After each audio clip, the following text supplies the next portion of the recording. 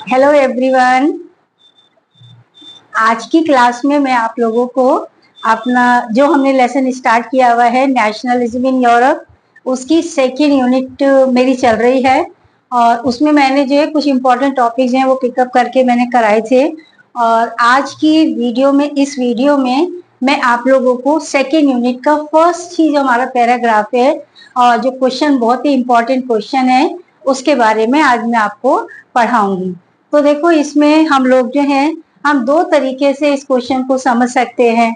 एक कि भाई उस समय 18th सेंचुरी में यूरोप की पॉलिटिकल कंडीशन क्या थी, और एक क्वेश्चन इसी पैराग्राफ से सेम ऐसे भी आ जाता है कि हैब्सबर्ग एम्पायर के बारे में कि ये कहाँ कहाँ पर कौन कौन से एरिया जो थे वो इसमें इंक्लूड थे, या ये पैचवर्क कैसे था ऑफ डिफरेंट रीजन्स के बीच में। ठीक है, तो अब आप देखो, हम पढ़ते हैं इसको। ठीक है, तो आइए देखिए। तो हमारा जो टॉपिक है सेकेंड यूनिट मेरी, the making of nationalism in Europe. ठीक, तो यहाँ पे Habsburg empire a patchwork of many different regions and people in Europe. मैंने डायरेक्ट आपको क्वेश्चन ही मैंने पिकअप कर लिया है और मैं वो क्वेश्चन ही आपको समझा रही हूँ। देखो, 18th सेंचुरी से अगर हम देखें, मिड 18th सेंचुरी से पहले यूरोप के अंदर कोई भी नेशन स्टेट नहीं थे, है ना। तो उस समय किस तरीके से वहां पर जो कंट्री जो थे, देश जो थे, राज्य जो थे, वो कैसे कैसे वो डिवाइड हुए हुए थे, वो हम लोग पढ़ते हैं। तो देखो कि अब यही क्वेश्चन है कि Habsburg empire a patchwork of many different region. देखो, पैचवर्क क्या होता है बच्चों, कि जैसे कोई चीज हम कपड़े के ऊपर, भाई कोई कपड़ा फट गया है, उसके ऊपर हमने नया कपड़ा लगा करके उसको स्टिच कर लिया, वो सारा चिप गया। तो यहाँ पर इसको पैचवर्क इसलिए कहा गया है कि बहुत सारे दूर दूर के एरियाज थे और उसके ऊपर रूल करने वाला जो था वो हैब्सबर्ग एम्पायर था। एक रूल था, लेकिन उसके अंडर में बहुत दूर दूर के एरिया जो थे, डाइवर्स कंट्री जो थे, एरिया जो थे, वो उसके अंदर इंक्लूडेड थे।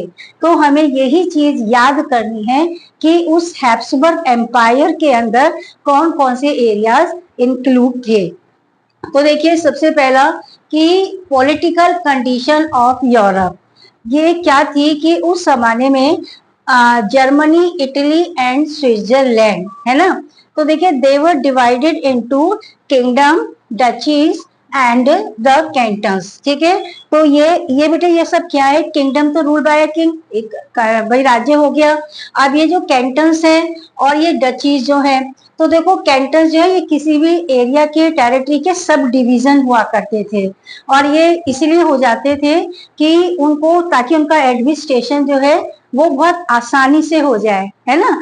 To make the administration easier, large territory divided into the sub division, और उसमें से एक देखिए हमारा ये कैंटन्स हो गया। ठीक है, दूसरा एक यहाँ पर क्या था कि ड्यूक भी होते थे, डचीज जो थी। अब ये डचीज क्या है कि इन डचीज के ऊपर जो रूल कर रहा होता था वो ड्यूक होते थे, डचीज भी होती थी। और ये कौन होते थे, ये नेक्स्ट किंग टू किंग, है ना, राजा के बाद में ये सेकंड नंबर पे ये हुआ करते थे पोजीशन को देखते हुए, और इनके ये एक हेरिडिटरी हुआ करते थे। ठीक है, तो इस तरीके से तो हमने देखा कि Germany, Italy and Switzerland were divided into kingdom, duchies and cantons, है ना। अब इनके जो रूलर्स थे, ये अब देखिए, whose rulers had their autonomous territories। autonomous territory से क्या मतलब होता है बच्चों, कि एक ऐसा एरिया जहाँ पे वो अपनी मर्जी से, स्वतंत्रता से, इंडिपेंडेंटली वहां पे वो रूल करते थे। तो इनके पास में अपनी ऑटोनोमस टेरिटरीज हुआ करती थी। अब यहाँ पर ईस्टर्न एंड सेंट्रल यूरोप में देखिए कि देवर अंडर ऑटोक्रेटिक मोनार्की। अब ये ऑटोक्रेटिक मोनार्की से क्या मतलब है कि when the king has absolute power, राजा जो है वो किसी के अंडर में नहीं है, हम इसको कह सकते हैं निरंकुश राजतंत्र। मुझे लगता है चलो आप लोगों को ये निरंकुश वर्ड जो है थोड़ा टिपिकल सा लग रहा होगा। तो निरंकुश मतलब जब आप किसी के अंडर में नहीं है, आप बिल्कुल इंडिपेंडेंटली रूल कर रहे हैं। तो उनके जो रूलर्स, जो किंग होते थे उनके पास में, तो देखिए ये ऑटोक्रेटिक मोनार्की थी। कहां पर मैंने बताया आपको, ईस्टर्न और सेंट्रल यूरोप में। ठीक, they do not share collective identity, अब क्योंकि वो डाइवर्स पीपल रह रहे हैं, कोई कहीं से आके रह गया, कोई सा एरिया कहीं से इंक्लूड हो गया, तो उनकी एक कलेक्टिव, एक सामूहिक पहचान नहीं थी, है ना। जैसे अब हम लोग एक इंडिया के अंदर रहते हैं, हमारी कलेक्टिव आइडेंटिटी क्या, हम सब इंडियंस है। तो लेकिन उस जमाने में, उस पीरियड में ऐसा नहीं था, उनकी कोई कलेक्टिव आइडेंटिटी नहीं थी, उनकी कोई कॉमन कल्चर भी नहीं थी, है ना। दे स्पोक डिफरेंट लैंग्वेजेस, अलग अलग भाषाएं को वो बोला करते थे। तो आप ये देखो कि इस कंडीशन में आप सोच भी नहीं सकते हैं पॉलिटिकल यूनिटी, राजनीतिक एकता वहां पर कैसे लाई जा सकती है, कैसी लाई जाए। लेकिन आगे हम यूनिट में पढ़ते चले जाएंगे, लोगों ने स्ट्रगल किया और उसको, असंभव को उन्होंने इम्पॉसिबल को दे मेड पॉसिबल। अब देखिए यहाँ पर तो एक एग्जाम्पल है, मैंने आपको ये बताया कि भाई उस समय में जो था अलग अलग डिफरेंट टेरिटरीज थे, रूलर्स अलग थे, ऑटोनोमस टेरिटरीज थी, अपने अपने आप से वो रूल करते थे, इंडिपेंडेंट थे। अब यहाँ पर एक एग्जाम्पल है हैप्सबर्ग एम्पायर का, है ना। तो देखिए अब ये हैप्सबर्ग एम्पायर से आपको बिल्कुल क्लियर हो जाएगा, मैं जो एक सेंटेंस ये बोल रही हूँ कि उस पीरियड में कि जो किंगडम, डचीज और कैंटन्स जो थे उनके रूलर्स अलग अलग थे, कैसे कैसे वहां पर रूल हुआ करता था। तो देखो जैसे ये हैप्सबर्ग एम्पायर, अब आप ये देखिए कि ये जो है ऑस्ट्रिया हंगरी, है ना, पर यह रूल कर रहा है, ठीक है। अब इसके अंडर में, लेकिन यहाँ पर अब कौन कौन से एरिया जो थे हैप्सबर्ग एम्पायर में इंक्लूड थे, है ना। तो देखिए हैप्सबर्ग एम्पायर के अंदर it included the Alpine region, पहाड़ी इलाके, है ना, ऊंचे इलाके। इसमें आप देखिए टिरोल था, है ना। उसके बाद ऑस्ट्रिया और सुगांतलैंड भी किसके अंडर में है, हैप्सबर्ग एम्पायर के अंडर में है। और यहाँ पर बोहेमिया भी है, एज वेल एज बोहेमियंस, है ना। तो देखिए बोहेमिया भी इनके अंडर में था, यहाँ पर भी ये लोग रूल कर रहे थे। जहां पर अब बोहेमिया के अंदर एरिस्टोक्रेटिक क्लास जो थी वो जर्मन लैंग्वेज को बोलती थी, ठीक है। अलग अलग क्षेत्र भी अलग है, एरिया भी अलग है, उनकी लैंग्वेज भी डिफरेंट है। तो कैसे उन्हें यूनाइट किया जाए, कैसे उनके ऊपर रूल किया जाए, ठीक। तो देखिए दूसरा, सेकंड, अब देखिए यहाँ पर कि it also included the Lombardy और वेनेशिया। अब ये दोनों स्टेट जो हैं ये इटली के हैं और ये इटालियन स्पीकिंग प्रोविंसेस हैं। तो ये लोम्बार्डी और वेनेशिया ये भी हैप्सबर्ग एम्पायर के अंडर में थे, राइट। और तीसरा देखिए, थर्ड जो मेजर ग्रुप, ये हम लोग पढ़ रहे हैं कौन कौन से मेजर स्टेट थे, ग्रुप जो थे, जो इंक्लूडेड थे हैप्सबर्ग एम्पायर के अंदर, है ना। तो देखिए एक यहाँ पर, अब यहाँ पर थर्ड हम देखते हैं हंगरी।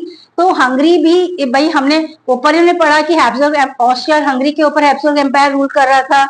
अब हंगरी की कंडीशन क्या थी कि आधी जो पॉपुलेशन है हंगरी के अंदर, दे स्पोक मेग्यार, है ना, वहां की लैंग्वेज, तो ये लोग मेग्यार बोलते थे।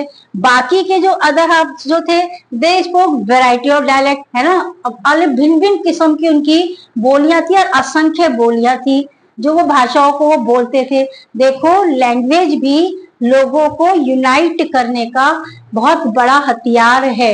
आगे आप एक टॉपिक में आपको इसमें बताऊंगी, है ना। तो यहाँ पे ये लोग क्या कर रहे हैं, इनकी लैंग्वेज भी अलग है ना, और ये डिफरेंट टाइप की जो बोलियां हैं वो बोल रहे हैं। इन गैलिशिया में एरिस्टोक्रेसी स्पोक पोलिश, गैलिशिया में हम देखें तो जो एरिस्टोक्रेटिक क्लास थी, जो हाई जेंट्री जो थी, कुलीन तंत्र जो था, एरिस्टोक्रेसी जो थे, तो अब देखिए ये लोग जो थे पोलिश बोलते थे।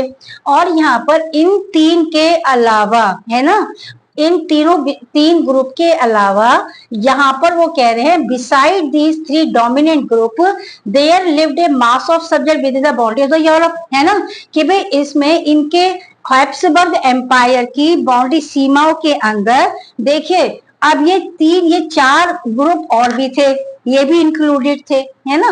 तो इसमें देखिए जैसे कि नॉर्थ में हैप्सबर्ग एम्पायर के नॉर्थ वाले पार्ट में ये बोहेमियंस और स्लोवाक्स जो थे, है ना, इनके ऊपर भी ऑस्ट्रिया हंगरी हैप्सबर्ग एम्पायर जो रूल कर रहा था। स्लोवेंस इन कार्योला में स्लोवेंस जो थे भाई ये भी इनके अंडर में थे। क्रोट जो थे साउथ में क्रोट्स हो गए, क्रोट्स जो थे टू द साउथ हो गए, और इसके रोमन्स टू द ईस्ट इन ट्रांसल्वेनिया। तो ट्रांसल्वेनिया के ईस्ट में जो है वो कह रहे हैं जो रोमन्स जो थे, तो ये भी इनके ऊपर भी ये हैब्सबर्ग एम्पायर रूल कर रहा था। तो आप ये देखिए कि कितना सारे दूर दूर के अलग अलग के डिफरेंट रीजन के क्षेत्र जो एरिया जो थे वो हैब्सबर्ग एम्पायर के अंडर में थे, है ना।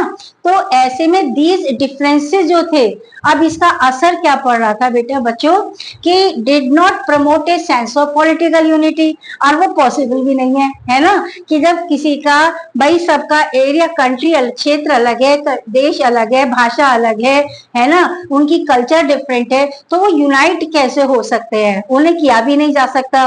तो it was very difficult task to bring them united, है ना। तो पॉलिटिकल यूनिटी जो है उनके बीच में लाना बहुत ही मुश्किल था, लेकिन भाई रह तो रहे ही थे, है ना। अब वो रह कैसे रहे थे, यहाँ पे एक बार एक एमसीक्यू में आ जाता है, केवल only tie binding the diverse group, केवल एक ही चीज थी, एक ही चीज ऐसी थी जो इस डाइवर्स ग्रुप को, अलग अलग भिन्न भिन्न समूह को जो बांध के रख रही थी कि वो ऑस्ट्रिया हैब्सबर्ग एम्पायर के अंडर में थे। तो बच्चों वो क्या थी, एक common allegiance to the emperor, अपने राजा के प्रति एलिजियंस, एलिजियंस मतलब एक डिवोशन हो गया, निष्ठा हो गई, विश्वास हो गया, है ना, कि उनका अपने जो रूलर था उनका, उनके प्रति उसके टूवर्ड्स उनकी एलिजियंस थी। तो केवल एक एलिजियंस जो थी वो उन्हें आपस में उसके अंदर रहने के लिए मजबूर कर रही थी, उस क्षेत्र के अंदर, है ना। तो इस तरीके से अब हमने देखा कि उस पीरियड में यूरोप की पॉलिटिकल कंडीशन क्या थी। अभी इसके बाद में अब हम पढ़ेंगे वहां की सोशल कंडीशन के बारे में।